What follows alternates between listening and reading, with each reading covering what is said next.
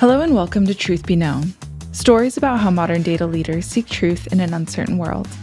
Today's episode features an interview with Dr. Kelly Hereid, Director of Catastrophe Research and Development at Liberty Mutual Insurance in the Corporate Enterprise Risk Management Group. Prior to Liberty Mutual, Kelly was a research scientist at Chubb in their primary side natural catastrophe unit. She has a Ph.D. in geological sciences from the University of Texas, Austin, focusing on climate science. On this episode, Kelly talks about using historical data to create catastrophe models, taking a strategic standpoint to invest in resiliency and reducing vulnerability to changing hazards. Truth Be Known is brought to you by Talend.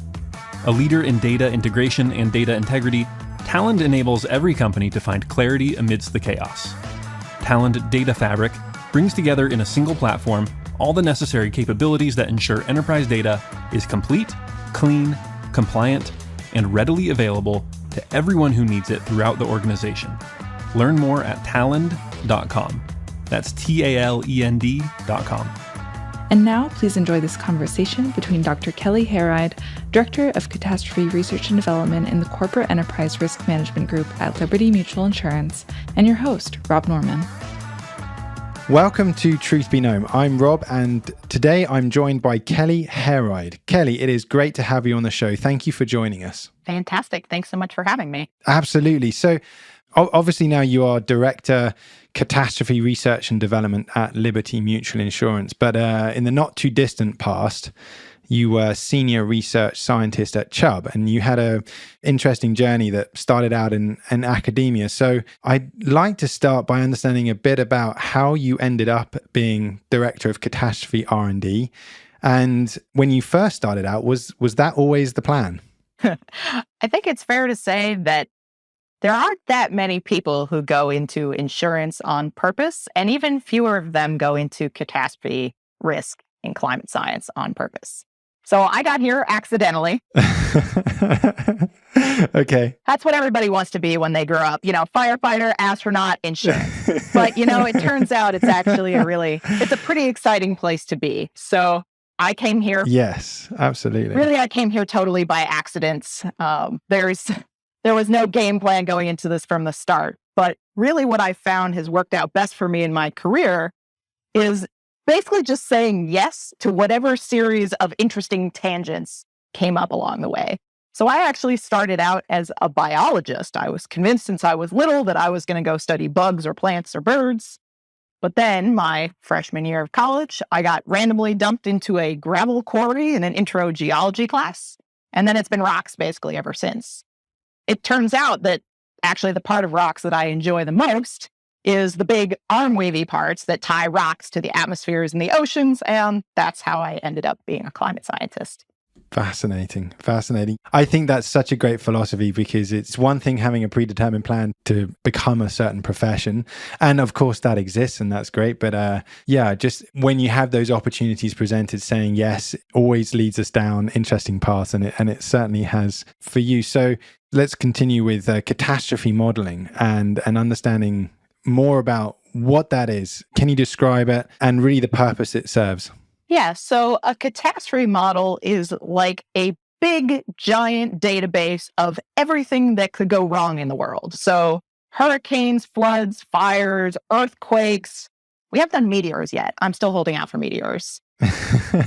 Basically, what we're trying to do is we're trying to understand the possibilities of what could happen in terms of large disasters. So as a climate scientist, this is a really interesting and thorny problem to work on, because many of the disasters that we work with every day in the insurance industry are changing as a result of climate change. And that's essentially what my job is to understand: how to take this big ferment of scientific research and translate it into something actionable for the business.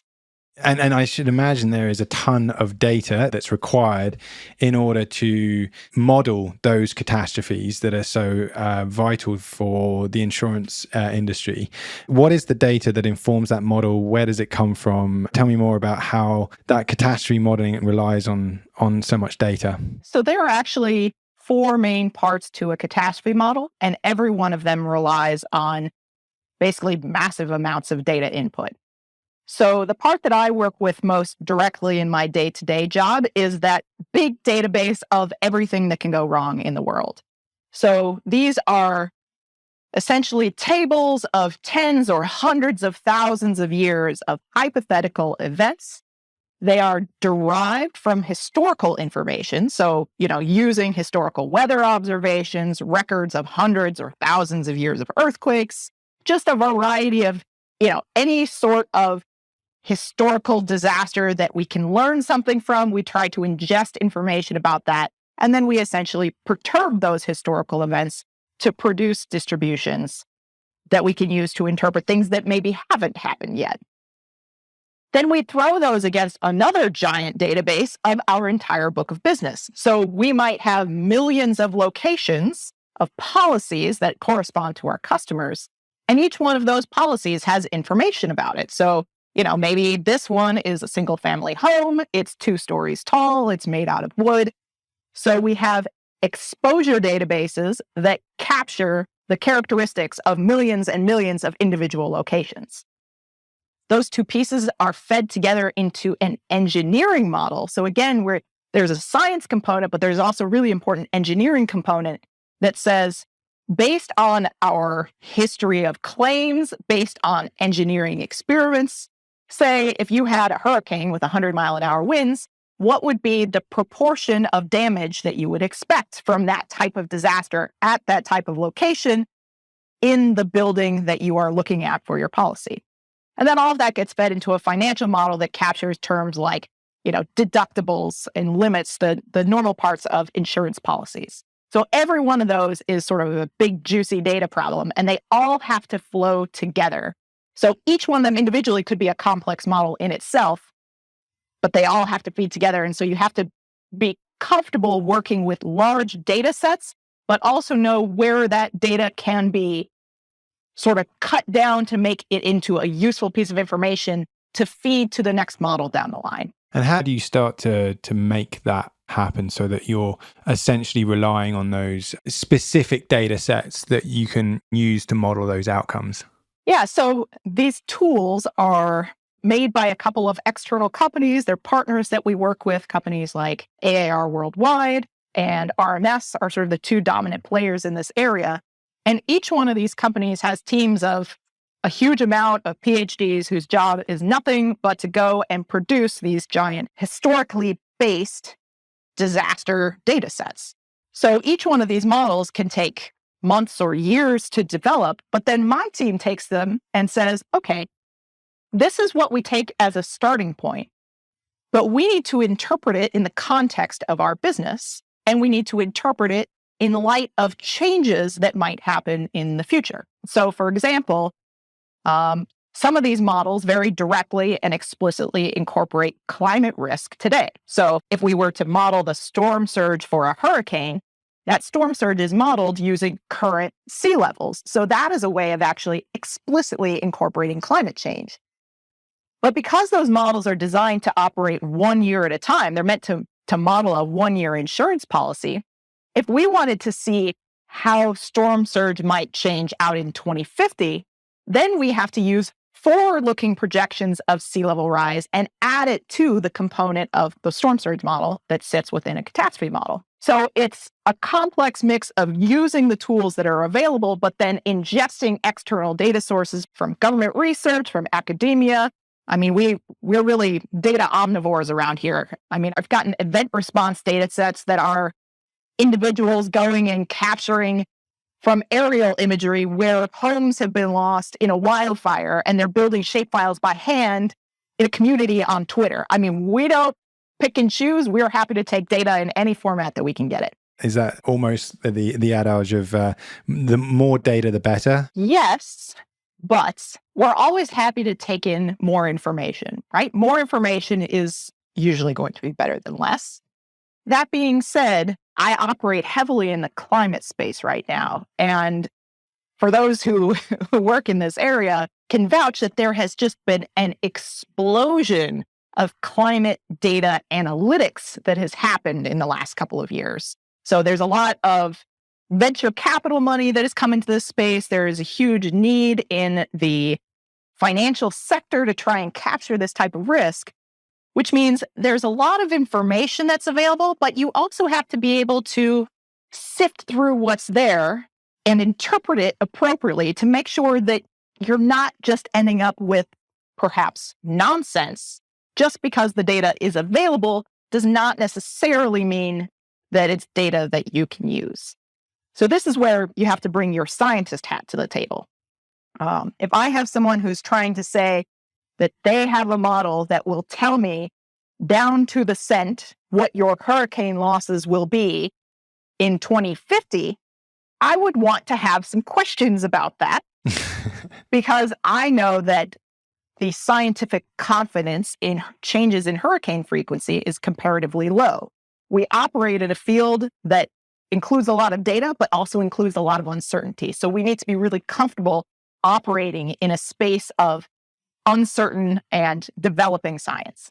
You mentioned that you're working with some third parties. Is the majority then of the actual catastrophe model externalizing and all of the data is being centralized as it comes in within the third parties and you're accessing that data? Or is it something that you have internally at Liberty Mutual, or maybe a blend of both? It's a little bit of both. So there are certain areas where, for regulatory reasons or because the resources are more available in sort of these external third-party tools, that we leverage those tools because that is what we believe is the best available data. And then we adjust them to reflect our current view of risk, the complexities of our own book of business, areas where we think there were pieces missing in that initial model. So it's external, but then adjusted. Then there are other areas where we don't think those external tools are necessarily the best solution. So for example, my team, together with some of our business units, just created a proprietary wildfire hazard map using a variety of publicly available data sources because we weren't satisfied with what was already available for that particular business problem, which is the problem of underwriting and understanding wildfire risk at an individual building location level. Yeah, and I should imagine that's an area in terms of wildfire that you're, as a natural catastrophe, is becoming more and more prevalent. There are other catastrophes that are becoming more and more prevalent with climate change, but I should imagine, particularly in North America, in the US, on the West Coast, as an example, that's an area where I should imagine you're spending quite a bit of your time. It has been a significant part of my team's time for the last several years. And part of this is that you can't just look at a hazard in a vacuum. So we know that wildfires are increasing in area due to climate change, and that's mainly driven by increases in temperature. That has fairly recently emerged in the scientific literature, and there's good physical mechanisms to say that that's happening. The problem is, area burn doesn't necessarily say what a real loss potential can look like. Because if you look at the massive wildfires that have happened in the last couple of years, particularly in California, but then again, Colorado just had its largest wildfire or most destructive wildfire in history just this past winter, or just this winter, I should say. What's really driving losses is not the size of the fire. Rather, it's the speed of the fire. They all have different names depending on where you are. A Santa Ana wind, a Diablo wind, a Chinook wind. They're all the same process.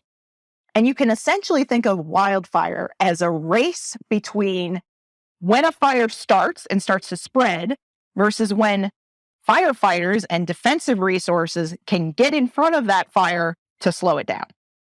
So in these very fast wind-driven events, that's when the fire can move so quickly that it can actually get into buildings and people's homes and people's businesses before firefighting resources can safely get in there, establish a perimeter, and stop the fire.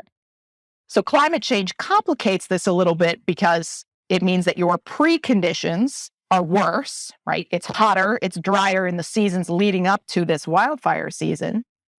But it's not just the hazard, it's the built environment too. People are building out into more dangerous areas. We call it the wildland-urban interface.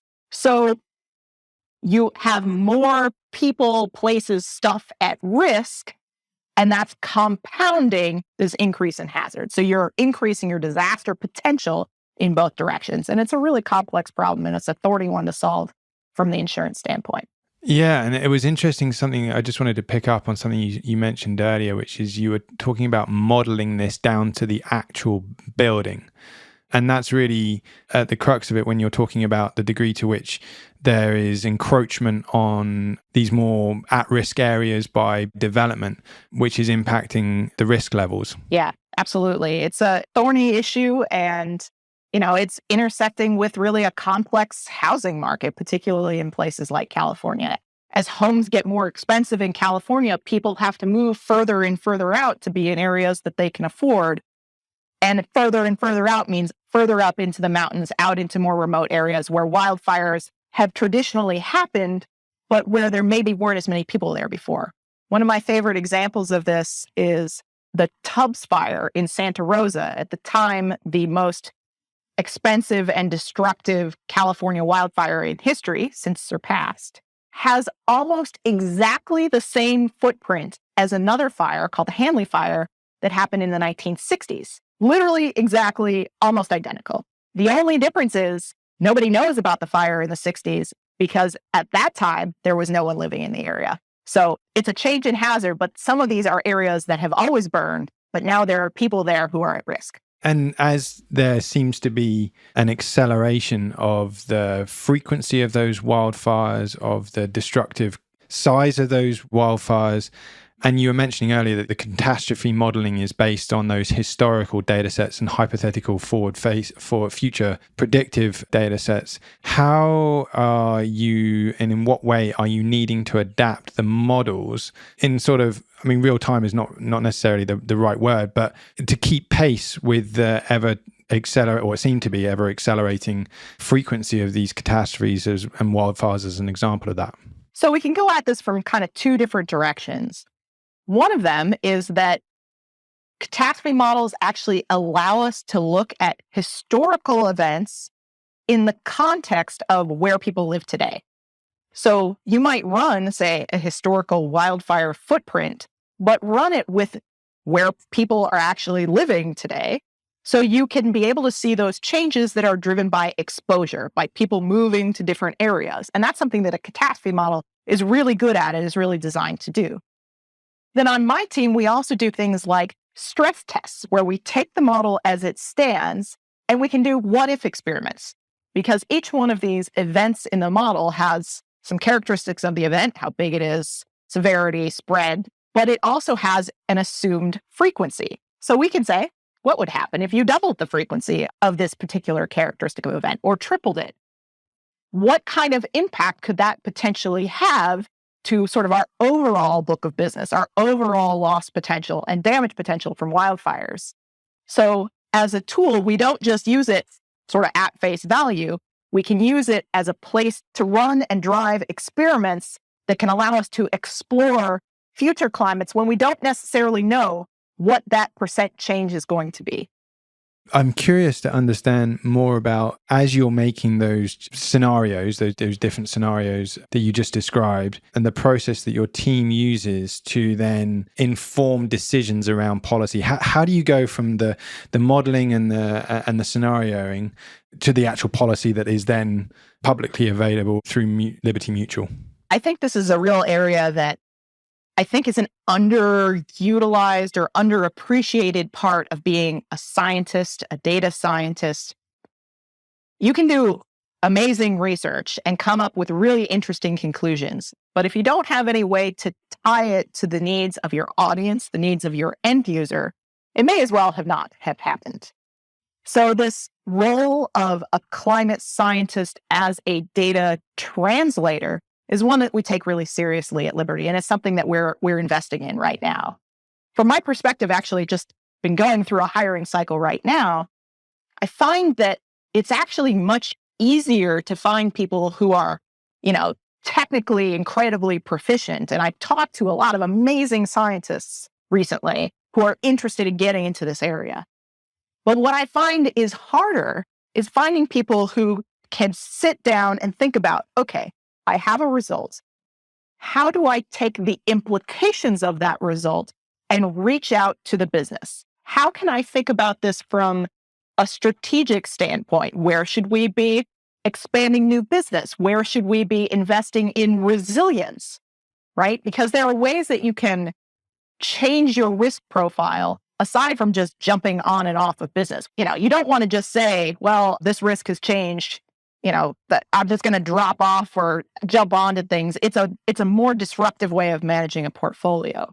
What we want to do is be proactive partners in risk management. So the Marshall Fire is a really great example of this, and one that I was incredibly struck by. So like I said, Marshall Fire was the most destructive wildfire in Colorado history. It just happened a couple of months ago. And it happened at a time of year where there were roughly 100-mile-an-hour wind gusts, which is a bad situation to be in a wildfire situation. There's a bit of a climate component to that as well, because normally at that time of year, it was at the end of December, you would have snow on the ground in Colorado, and there wasn't any snow on the ground. So there's a climate angle that we need to think about too. But there was an amazing story that emerged from one of the communities that was impacted. And it was two side-by-side neighborhoods, one that was older and was built under older building codes, and one that had actually just been built with updated fire-resistant building codes. The older neighborhood lost every single building, burned to the ground, is totally gone. Like I said, this was an enormously destructive fire and really impacted these communities. The other neighborhood was so close, it was literally across the street. There were pieces of melted plastic from the burnt neighbors found attached to the side of the newer homes, literally stuck to the side. Any non-fire resistant home would have burned to the ground because those embers are what causes wildfire spread and wildfire destruction. In that neighborhood with those updated building codes, not one single home was lost. We can modify risk by saying, oh, well, we don't want to be involved in this area. But where the real opportunity is, where insurance needs to be thinking proactively in the face of a climate change that we know is coming, how can we reduce that risk through investing in resiliency and reducing our vulnerability to changing hazards? And that's where there are a ton of opportunities in wildfire. And that was a story that I was just amazingly struck by. That's fascinating. I wasn't aware the degree to which this is effectively using preventative measures to reduce the risk versus assessing the risk and being ready to accept a certain level of risk or being prepared for that risk to occur. Right. We can't prevent hazards from happening, but we do have the opportunity as a society to prevent more disasters. Because disaster is an intersection between hazard and a community. If that community is well defended and well prepared, it greatly reduces the likelihood of that hazard turning into a disaster.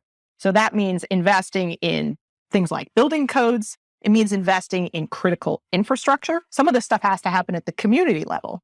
It means investing in community scale defenses, things like levees or green spaces for stormwater absorption. There's a ton that we can do, but we have to know that these are things that can happen.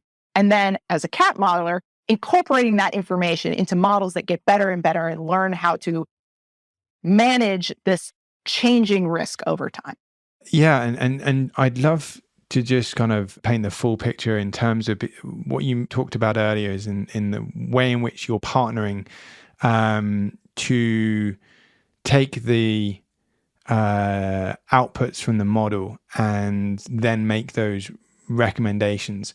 So those folks that you're partnering with, clearly there's Liberty Mutual Insurance itself. You've just described partnering with government and state. Are there additional partners that you work with? Yeah, we also have what's known as a risk engineering and a risk control function where we reach out to sort of our large commercial and industrial clients, and we send people out to go and take a look at their facilities and say, hey, by the way, here are the things that you're doing well. Here are ways that you could improve the defenses on your facilities so that we get real, concrete, on-the-ground advice on how to improve your risk potential and minimize and mitigate that risk at the front end. And then we try to offer that advice to our personal lines business as well, right? There's a lot that you can do to your own home, some of it not even really costing that much, that can help to really reduce your risk. So for example, with wildfire, an easy and low or no cost way to reduce your wildfire risk if you're in a susceptible area is to create what's called defensible space around your home. That means not going and planting bushes around the foundation of your home, but rather leaving an area that does not have any flammable materials around it and pushing those sort of away from your home. That's a way that dramatically reduces your loss potential, because even if your home is not hugely susceptible to wildfire, if the bush that's sitting right next to your home sets on fire, the odds that you'll have damage are going to be pretty high. So there are simple things that you can do, and we try to communicate those out to our clients, our end users, to make sure that that proactive risk reduction can happen with individuals every day. There's a whole side to your work which is advisory led and preventative that is really interesting. Let's talk a little bit more about your team. Who is within your team? What is the makeup of the team? What roles are involved in your team? So we actually have a really broad array of expertise in my group, and I think that really speaks to the wide variety of flavors of things that can go wrong in the world. So I have an earthquake engineer, an atmospheric scientist, casualty and cyber risk modeler, because we don't just deal with natural hazards, we also deal with man-made hazards. And then a geospatial analyst who helps us think about how to put all of these risks on a map and derive insights from spatial data. That's a very, unique, I guess, makeup to a team which has some fascinating job titles. They totally beat marketing director or... And you mentioned something earlier which was interesting, which was, the profile and a makeup of the people that you're looking to hire and bring into your team. It's not just about being a scientist, it's about being able to interpret and make the recommendations on that data from a business perspective. So do each of those members of your team that you just described, are they able to do both? Are they more the scientists? And indeed, you've got others in your team who are helping to make that interpretation into a business sense. How are you overcoming the challenge that you raised earlier in terms of making those interpretations back to the business in an effective way that can be actioned? So we expect everyone to sort of have a foot in both worlds, right? You need to have that technical subject matter expertise of being able to look at this big complex model and set of tools and external data, and everybody's trying to sell you stuff and say, this is what we can do something useful with. Here's where there are problems, and this is the solution that I'm going to come up with. So that's a very technical role. But every single person on my team, when they're doing the work, they're also the ones who are going out and presenting that work out to the business, because I want to make sure that that is, not only something that we expect as part of their role, but that's an area for career development and future-looking career paths, right? We want to make sure that if you have someone who's, incredibly technically smart, that they have a place to go in the future, that there is a clear outline of what else they can do to contribute to the organization. I see a modeling team as a training ground and as a way station to bring a complex and sophisticated view of risk management to all different parts of the business. It's something that everyone on my team does and everyone is good at, and an active area of professional development that I work on with everyone in my group. And so for those that might be aspiring to move into this field, is the path in through the technical expertise and then developing the ability to translate the findings into business recommendations? Or, for example, if you're a data scientist, could you come in from that direction? Is there one path to this or multiple? There is definitely not one path, because I have yet to meet a catastrophe modeler, like I said, who came here on purpose, right? Everybody kind of gets here through a wandering sort of path, which means that you have an opportunity to bring together a group with a really wide array of backgrounds who can all be learning from each other, where, the person who knows a lot about earthquakes teaches about earthquakes to the others in the group. The person who knows a lot about climate change teaches a lot about climate change to the others in the group. So having some technical expertise is enough to open the door and get the foot in the door. But really that communication piece and demonstrating your ability to think about the needs of your end users is a way to really set yourself apart if this is an area that you want to get into. And that must be really challenging if you're coming into it from academia to then really think in terms of those end users. I draw the analogy with where I focus on, which is marketing to B2B companies, whereas to understand the end users, you really need to spend time with them. So is that the same for your team and the people that are coming into your team? It's a path over time that they grow and develop. It's funny. I think about this question a lot because obviously hiring somebody with no background, and everyone who comes into this field has no background because, like I said, everyone finds it accidentally. It can be a real challenge to try and figure out, are you going to be any good at talking to the business?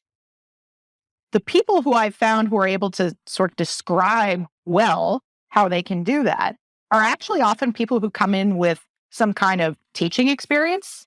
So we get a lot of people with sort of graduate degrees, and some people go all the way through whatever their graduate school is, not having to teach at all. In a lot of grad programs, teaching is kind of thought of as, okay, well, that's kind of your backup option. You'll do it if you can't get any funding to put together, and then you'll just deal with it. But I find people who actually do a lot of teaching, particularly a lot of teaching at sort of introductory level courses, often have a ton of experience thinking about science and data in a way that they can break it down and make it simple for people who have never seen it before, who are from other fields. I mean, I had to go teach about sandstones and limestones to a bunch of, business people and, English majors and communications people, other people who had no scientific background whatsoever. So that meant that when I came to this field, I had no practice talking to the business, but I had a lot of practice taking complex scientific concepts and breaking them down for people who otherwise would not necessarily have been exposed to them. So those people often are good at communicating when they're put in a new environment to communicate to a new audience. Yeah, being able to really simplify what is a very complex subject and a complex topic, and then telling the story in a way that people can understand. It's tough not to crack, but when you figure it out, it opens a lot of doors. I want to just sort of loop back on the data conversation because we talked earlier about how your team and this speciality are huge consumers of data. And we talked about one aspect of challenges with data. And one of those was actually, do you trust the data and do you believe the data before you're ingesting it into the model? But I was curious to understand what are some of the other specific data challenges related to catastrophe modeling that you and your team deal with? Availability of data is one, the quantity of data we kind of touched on, but what about aspects such as integrity of data or those sorts of areas? Yeah, I mean, data integrity is one that I was working on in a meeting earlier this morning. We have real challenges with and I feel like this is true across the entire industry. My peers who work in other areas have communicated very similar issues with understanding our exposure, meaning our policies, our clients, our book of business, down to a very granular level. Because like we talked about earlier, these models can produce output down to the level of an individual building. It can say, here is the chance that your building will be impacted by storm surge this year. But if you don't know where the building is, that model isn't going to help you all that much. And what makes this more challenging is that many of the perils that are changing as a result of climate change, so things like wildfire and flood and sea level rise, many of those are incredibly what we would describe as high resolution perils, meaning one neighbor could flood and the one next door is just fine because there's a little bit of elevation change or something between the two houses. Versus many of our sort of standard models that we've been using for decades, like hurricane and earthquake, that level of granularity is nice to have, but the model will still function if your home is at the right location or if it's a mile down the road. That risk doesn't change that much over that small of an area. So there's a real big data problem that we have to be able to get down to incredibly fine levels of spatial resolution. So this is an area where Liberty is really investing in new technologies to try and get at that thorny problem. We work closely with an aerial imagery group where they use machine learning techniques to say, here is where the building actually sits within its parcel. here's where the rooftop is. Here are some conditions of the roof that can say, because a roof is often the most important characteristic for modeling things like hurricane. It gives you a lot of details about that from looking at from the top down at a building to try and capture aspects of its characteristics. So this is a real emerging area, and we have huge data science teams that are working on nothing but that. The integrity one is an interesting one, and like I said, it's a big part of our day-to-day. But I think the biggest one is actually coming from the communication side. Because it's one thing to say you have a lot of information, and we can give a curve with thousands of points that describe, down to the cent, what your dollar loss is going to be for a particular earthquake. But what they don't tell you, or what is hard to convey, is uncertainty. What pieces of a model you believe well, where things are a little squishy. So you're trying to convey this very complex technical piece of information with some fairly large error bars on it from an output that, like I said, literally will produce loss to the cent. So it's a data problem, but it's also a data interpretation problem. And again, that's why I know I keep harping on the communication piece, but that communication and translation is a key role that we see for scientists, data scientists, engineers, analysts of any flavor within our organization. Yeah, it's that ability to storytell and interpret in a way that people can understand is clearly fundamental. You also mentioned that just this morning you were discussing integrity. So that must be one of the questions that you're asking yourself and the team is asking themselves constantly. Can I trust this data? You mentioned earlier about getting even more precise data, validating the data and with aerial photos, et cetera, to get even more granular, to get even more precise modeling. But how often are you saying, can I trust this data? Is this data complete? Is this data accurate? I mean, it's part of our everyday job. We put on a very skeptical hat for our information about our book of business, for our information about these hazard models that we use, for our information about our claims history and the claims history and engineering data that was used to derive how much damage you can expect. Every piece of using big, complex data sets within an insurance environment should be looked at with a very skeptical hat on. And I feel like that's healthy. I mean, it doesn't mean that it's not coming from a place of trust, but we're very much a trust but verify kind of shop. Yeah. And technically validating that data, is that something that you're ultimately relying on data engineering teams or your third parties that you mentioned earlier to ensure that the ingestion and integration of that data is taken care of and you know that there's a checkbox there and those aspects are addressed? Or is that actually something that you're concerned with and you address yourself or your team does? That's a critical part of my team's day-to-day job. One of our biggest yearly projects is taking in new models, new tools, and evaluating them against what was previously available, other external data sets, scientific literature to say, we believe that this model is treating the hazard appropriately, or we need to be doing something different with it. So that verification and taking a model apart and breaking it down and putting it back together again, that's our bread and butter part of our job. I would love to chat for hours, but we're drawing to a close. So as we do so, where can people follow you? Where can people learn more about your work, what you do at Liberty Mutual? Well, you can follow me on Twitter. My Twitter handle is my name. So I talk about sort of this complex intersection of hazard and climate and public policy and economics in that venue. And we also, we have a lot of information on our Liberty websites. So we have tons of information on how we're thinking about climate risk and ESG risk more broadly, publicly available. So please come on by and you'll see some of our workshops that we've run with outside researchers. We did a big one with NOAA this past year where we think about exactly this kind of problem. What works well in the current climate risk environment and ecosystem, and where do we have some ways to go? So I highly encourage you to pop by. Fantastic. Kelly, thank you so much. It's been an absolutely fascinating conversation. Really appreciate you joining the show today. Thanks so much. I really appreciate the invitation, and thanks so much for your time. Truth Be Known is brought to you by Talend. A leader in data integration and data integrity, Talend enables every company to find clarity amidst the chaos. Talend Data Fabric brings together in a single platform all the necessary capabilities that ensure enterprise data is complete, clean, compliant, and readily available to everyone who needs it throughout the organization. Learn more at talend.com. That's Talend.com.